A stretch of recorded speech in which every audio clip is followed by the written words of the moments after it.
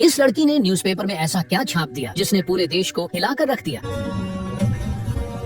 दरअसल मालिनी एक जर्नलिस्ट है जिसे एक दिन बाजार में इंटरव्यू के दौरान सभी दुकानदार एक आदमी के बारे में बताते जिसने अपने खून पसीने की मेहनत से कॉटन की खेती करी, जिसकी डिमांड आज देश विदेश में है, लेकिन उस आदमी के बारे में कोई कुछ नहीं जानता। तब मालिनी न्यूज़पेपर के आखिरी में उस कॉटन के बारे में एक छोटा सा आर्टिकल छाप देती है, जिसे पढ़ने के बाद पूरे देश में खलबली मच जाती है। प्राइम मिनिस्टर उस आर्टिकल को हटवाने का ऑर्डर देते और न्यूज़पेपर के ऑफिस पर FBI की रेड पड़ती है, जहाँ घंटों तक मालिनी की इंटेरोगेशन होती। मालिनी कहती है कि मैंने तो बस कॉटन के बारे में एक आर्टिकल छापा था। तब उसका बॉस उसे बताता है कि वो कोई साधारण आर्टिकल नहीं बल्कि टॉप सीक्रेट है, जो कि देश की सरकार गिराने की ताकत रखता है। पिछले 70 सालों में ऐसा पहली बार हुआ है कि प्राइम मिनिस्टर ने खुद फोन करके कोई न्यूज़पेपर आर्टिकल हटवाया हो और इसके बाद मालिनी को नौकरी से भी निकाल दिया जाता है। मालिनी को समझ नहीं आता है कि ऐसा कौन आदमी है जिससे सरकार भी डर गई, इसलिए वो उस आदमी के बारे में पता लगाने का फैसला करती। एक साधारण से न्यूज़पेपर आर्टिकल ने पूरी इंडियन गवर्नमेंट को हिलाकर रख दिया, जिसकी वजह से मालिनी की नौकरी भी चली जाती है। इसलिए अब वो उस आदमी का पता लगाने जिससे सभी लोग डरते हैं उसके गांव तालकोना में उसकी कॉटन फैक्ट्री पर जाती है, मगर वहाँ उसे चारों तरफ राख ही राख दिखाई देती है। तभी उसे एक बूढ़ा एक आदमी की मूर्ति की पूजा करते हुए दिखाई देता है। मालिनी उससे पूछती है कि यहाँ 1 साल पहले क्या हुआ था। तब वो बताता है कि यहाँ एक भयानक युद्ध हुआ था जिससे चारों तरफ लाशें ही लाशें बिछ गई थी। अब मालिनी पुलिस स्टेशन जाकर उस आदमी के बारे में पूछती, जिसे सुनकर इंस्पेक्टर डर के कहता है कि वो इंसान नहीं शैतान है और मालिनी को पुलिस स्टेशन से भगा देता है। अब मालिनी वहाँ के MLA के घर जाकर उस आदमी के बारे में पूछती, जिसे सुनते ही सबकी धड़कनें बढ़ जाती है और MLA को हार्ट अटैक आ जाता है। जिसके बाद MLA का असिस्टेंट मालिनी को उस आदमी के बारे बताता है कि उस पहाड़ी के ऊपर एक फार्म हाउस और उसके बगल में एक कॉटन फैक्ट्री थी, जहाँ पर एक भला आदमी